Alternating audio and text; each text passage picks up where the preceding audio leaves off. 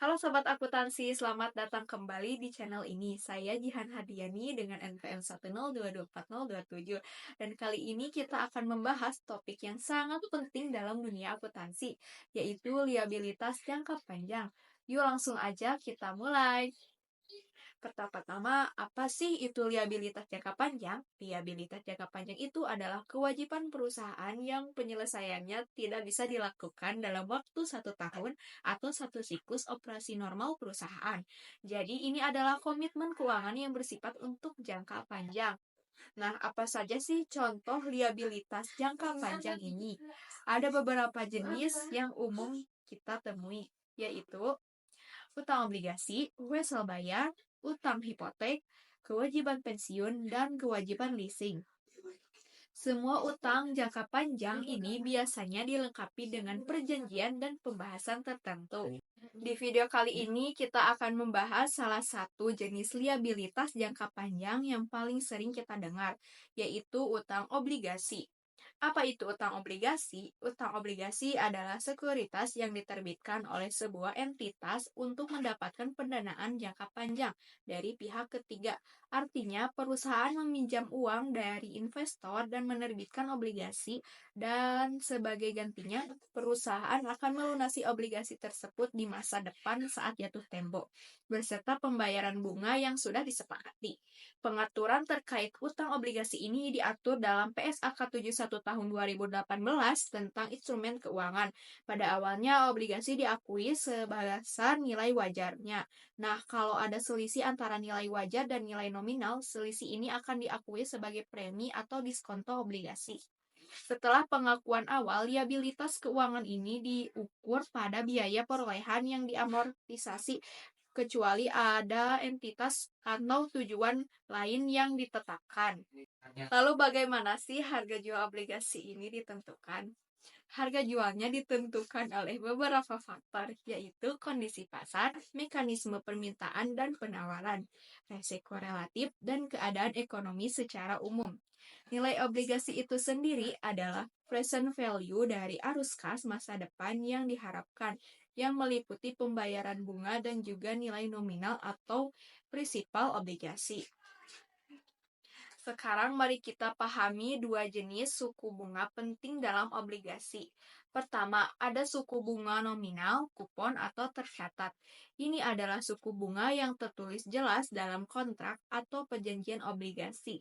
Suku bunga ini ditetapkan oleh penerbit obligasi dan dinyatakan sebagai persentase dari nilai nominal obligasi. Kedua, ada suku bunga pasar atau effective yield.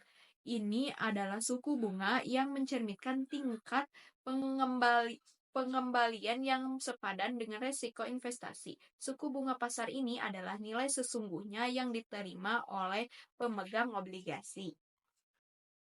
Nah, ini dia yang penting bagaimana cara menghitung bunga obligasi. Jumlah bunga yang dibayarkan kepada pemegang obligasi setiap periode dihitung dengan rumus suku bunga nominal dikali nilai nominal obligasi. Sedangkan jumlah bunga dicatat sebagai beban oleh emiten atau penerbit obligasi dihitung dengan rumus suku bunga pasar dikali nilai tercatat buku obligasi. Obligasi bisa dijual pada kondisi premi, par, atau diskon. Ini tergantung perbandingan antara suku bunga kupon dan suku bunga pasar. Jadi, suku bunga pasar lebih rendah dari kupon, misal kupon 8%, pasar 6%.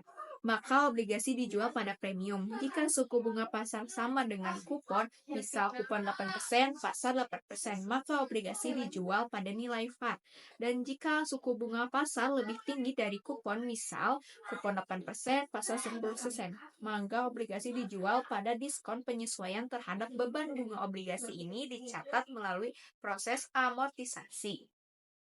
Untuk amortisasi premi dan diskonto obligasi, kita menggunakan metode suku bunga efektif. Dengan metode ini, beban bunga periodik dicatat pada presentasi konstanta dari nilai buku obligasi. Rumus untuk amortization amount adalah carrying value of bond at beginning of period dikali effective interest rate dikurangi face amount of bonds dikali stated interest rate. Sekarang mari kita lihat contoh soal agar lebih paham.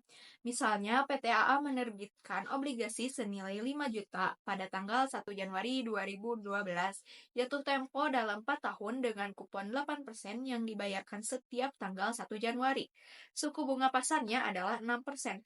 Pertama, kita hitung present value nilai nominalnya sama dengan present value nilai nominalnya adalah 5 juta rupiah dikali 1/1 ditambah 0,6 pangkat 4 sama dengan 3.960.468 rupiah. Kemudian face value pembayaran kuponnya sama dengan 400.000 dikali 1 dikurangi dalam kurung 1 ditambah 0,6 pangkat min 4 per 0,6 sama dengan 1.386.042 rupiah. Jadi present value atau harga jual obligasi adalah 5.346.510 rupiah. Karena penerimaan kas sebesar 5.346.510 rupiah lebih banyak dari nilai nominalnya adalah 5 juta rupiah, penerbit obligasi mencatat premi obligasi selisihnya sebesar 346.510 rupiah ini dicatat sebagai premi obligasi. Dan premi ini akan diamortisasi selama umur obligasi pada setiap pembayaran bunga. Bagaimana jurnalnya? Pada 1 Januari 2012 saat penerbitan kas pada debit 5.346.510 rupiah, utang obligasi pada kredit 5 juta rupiah, premi obligasi pada kredit 346.510 rupiah. Pada 31 Desember 2012, penyesuaian beban bunga. Beban bunga obligasi pada debit 320.791 rupiah, premi obligasi pada debit 79.209 rupiah, utang bunga obligasi pada kredit 400.000. Pada 1 Januari 2013, pembayaran bunga, utang bunga obligasi pada debit 400.000 rupiah, kas pada kredit 400.000 rupiah. Nah, itu dia pembahasan lengkap kita tentang liabilitas jangka panjang dengan fokus utama pada utang obligasi mulai dari defisi, jenis-jenis, perhitungan, hingga contoh jurnalnya. Semoga video ini bermanfaat dan menambah pemahaman kalian ya. Jangan lupa like, comment, share, dan subscribe channel ini agar tidak ketinggalan video-video edukasi akuntansi lainnya. Kalau ada pertanyaan, tulis saja di kolom komentar di bawah ini. Terima kasih sudah menonton dan sampai jumpa di video berikutnya.